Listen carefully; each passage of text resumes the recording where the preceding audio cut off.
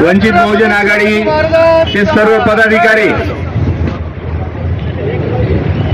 आज या बेमुदत साखळी उपोषणाला पाठिंबा देण्यासाठी आलेले आहेत. खरं म्हणजे ही महाराष्ट्राची परंपरा आहे. ज्या ज्या वेळेला सामाजिक चळवळी आणि ज्या ज्या वेळेला परिवर्तनाची गोष्ट येते त्या त्या वेळेला शिव फुले शाहू आंबेडकर ही सगळी विचारधारेमध्ये असलेली लोक एकमेकांना सोबत घेतात आणि लढे उभारतात, एकमेकांना सपोर्ट करतात. हाच खरा पुरोगामी महाराष्ट्र आहे. आणि वंचित बहुजन आघाडीचे सर्व पदाधिकारी यांचं सकल मराठा समाजाच्या वतीनं मी जाहीर आभार मानतो की या आरक्षणाच्या लढ्यामध्ये सामाजिक चळवळ म्हणून गेली अनेक वर्ष मराठा समाज जो लढा उभारतोय त्या लढ्याला वेळोवेळी सर्व समाजांनी पाठपुरावा केलेला आहे. मनोज जरांगे पाटील दादा यांच्या पाठीशी आपण ठामपणे उभे राहिलेलो आहोत. तर जरांगे पाटील दादांना वंचित बहुजन आघाडी पक्षप्रवक्ता वंचितच्या वतीनं माझं नम्र निवेदन राहील का समाजाची आज मनोज जरांगे पाटील दादांची गरज आहे समाजाला. त्यांनी टोकाची भूमिका न घेता आपल्या तब्येतीकडे लक्ष देऊन आणि आपण जर तब्येतीनं सक्षम उभे राहिलो तर आपण हा लढा लढू शकतो. तर या ठिकाणी ते आपल्या तब्येतीकडे सुद्धा लक्ष देतील अशी मी आमच्या वंचितच्या वतीने मनोज जरांगे पाटील दादा यांना विनंती करेल. वंचित बहुजन आघाडी सरदार नेते आदरणीय बाळासाहेब आंबेडकर हे सुद्धा आपल्या पाठीशी ठाम उभे आहेत.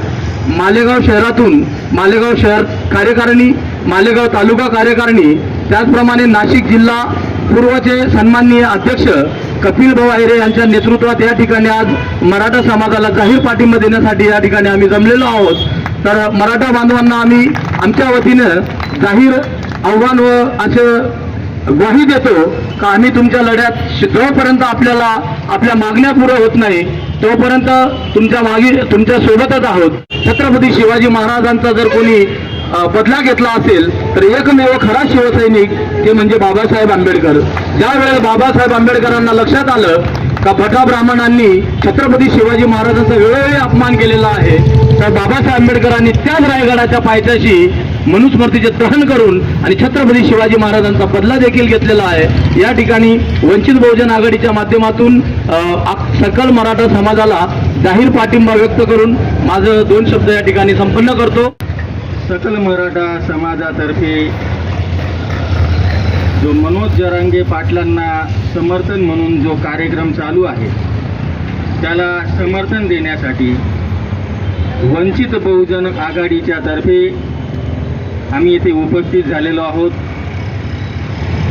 बंधूंनो आणि भगिनींनो, प्रश्न खूप कळीचा आहे, आरक्षणाचा आहे. या आरक्षणाला याच देशामध्ये जातीवादी नजरेतून याची अनेकदा हेटाळणी केलेली आहे.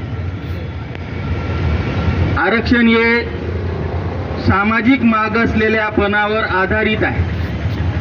आरक्षण हे काही ठीक नव्हे, तर जो समाज सामाजिकदृष्ट्या मागासलेला आहे त्याची कुठेतरी या देशामध्ये भागीदारी पाहिजे म्हणून त्या समाजाला आरक्षण देण्यात येतं. आणि मोठी आश्चर्याची गोष्ट आहे की इतिहासापासून आम्ही काही शिकत नाही. जातीवादीच्या नजरेने इतिहासातून आम्ही पाहिल्यामुळे अनेक घडामोडी, अनेक वाईट परिणाम या देशात झालेले आहे. 1928 साली सायमन कमिशन या देशात आलं होतं. सायमन कमिशनला गो बॅकचे न्यारे देण्यात आले, परंतु दुर्दैवाने सांगावं वाटतं की सायमन कमिशन या भारत देशातल्या सामाजिक मागासलेल्या लोकांचा आढावा घेण्यासाठी या देशामध्ये आलं होतं आणि आपण जातीवादीच्या नजरेतून त्यांना आखणून दिलेलं आहे. सकल मराठा समाज एवढा महान आहे की बाबासाहेबांना घडवण्यामध्ये मराठा समाजाची भूमिका आहे. जर छत्रपती शाहू महाराज या देशात जन्माला आले नसते तर कदाचित बाबासाहेब पुढे शिक्षण करू शकले नसते आणि घडू शकले नसते. आणि आश्चर्याची गोष्ट आहे, बाबासाहेबांच्या समाजाने देखील बाबासाहेबांना लवकर स्वीकारलेलं नाहीये. परंतु कोल्हापूरच्या कागलमध्ये माधवराव बागल नावाच्या मराठा माणसाने बाबासाहेबांच्या हयातीत पहिला पुतळा निर्माण केलेला आहे. आज लाखो पुतळे दिसतील आपल्याला देशात परदेशात, पण या मराठा समाजाने बाबासाहेबांना वाढवण्याचं काम केलेलं आहे. आणि तुम्हाला सांगतो की बाबासाहेबांनी देखील त्याच तन्मयतेने मराठा समाजाला न्याय देण्याचा प्रयत्न केलेला आहे. जेव्हा संविधानाची निर्मिती होत होती तेव्हा पंजाबराव देशमुख बाबासाहेबांकडे आले आणि बाबासाहेबांना सांगितलं की आमच्या समाजाचं काय. बाबासाहेबांनी घटनेचे कलम त्यांच्याकडे ठेवले आणि सर्वात प्रथम आरक्षणाचे जे 3 कलम आहेत 340, 41, 42, त्या 340 मध्ये कुणबी समाजाला म्हणजे जो आजचा खरा मराठा समाज आहे त्याला ठेवण्यात आलेला आहे. बंधूंनो, मनुवाद्यांमुळे आरक्षणाची मर्यादा फक्त 49.50 आहे. अहो ती 85% पर्यंत घेऊन जाता येईल. हे जे आंदोलन चालू आहे चालूच राहिलं पाहिजे. असे आंदोलन झाल्याशिवाय मनुवाद्यांची टोकं ठिकाणावर येणार नाही. आणि आज मराठा समाजाने जे आंदोलन उभं केलंय त्याच्या पाठीशी मान्यवर बाळासाहेब सातत्याने उभे आहेत. काल परवा देखील त्यांनी जरांगे पाटलांना विनंती केली की तुम्ही पाणी घ्या. शरीर जर जिवंत असेल तर सर्व मनुवाद्यांशी हरामखोरांशी आपल्याला लढता येईल, पुढे पुढे सर्व करता येईल. पण मनोज जरांगे पाटलांसारखा आदर्श, स्वाभिमानी, त्यागी, समर्पित नेता हा जिवंत राहिला पाहिजे. ही देखील बाळासाहेबांची भूमिका आहे. बंधू आणि भगिनींनो, एक छोटंसं उदाहरण देईल की इथं आता आशेचा प्रश्न झालेला आहे. समाजाला आरक्षण मिळालंच पाहिजे या भूमिकेत सर्व शोषित, उपेक्षित, वंचित आहेत. परंतु हे आरक्षण आपल्याला सहजासहजी भेटणार नाही. याच्यासाठी संघर्ष करावा लागेल. आणि तो संघर्ष कसा करावा लागेल, आणि हे जे आंदोलन तुम्ही उभारलंय हे तुमचं नाव देखील सकल मराठा समाजाच्या आजरामर राहील. आणि न्याय मिळाल्याशिवाय आता थांबायचं नाही, आरक्षण घेतल्याशिवाय आता थांबायचं नाही. एवढंच या ठिकाणी सांगतो. जय शिवराय, जय भीम, जय भारत. हे आंदोलन ज्यांनी पेटवलं, ज्यांनी मराठा बांधवांसाठी आरक्षणाचा हा मुद्दा पूर्ण महाराष्ट्रात नाही तर पूर्ण भारताच्या न्यूजवर त्यांनी गाजवला, असे मराठा आरक्षण संघर्ष योद्धा जरांगे पाटील साहेब यांच्यासाठी सर्वप्रथम टाळ्यांचा गजर करायचा सर्वांनी. जरांगे पाटील साहेबांना मी या मंचकावरून सांगू इच्छितो की त्यांनी या गेंड्याच्या कातडीच्या सरकार मागे लागू नये. त्यांनी आपली तब्येत सांभाळावी. कारण तुम्ही जगलात जरांगे साहेब तरच हे आंदोलन पुढे चालेल. आज काहीतरी या आंदोलनाला एक परफेक्ट दिशा लागलेली आहे. तर जरांगे पाटील साहेबांनी स्वतःची तब्येत सांभाळावी.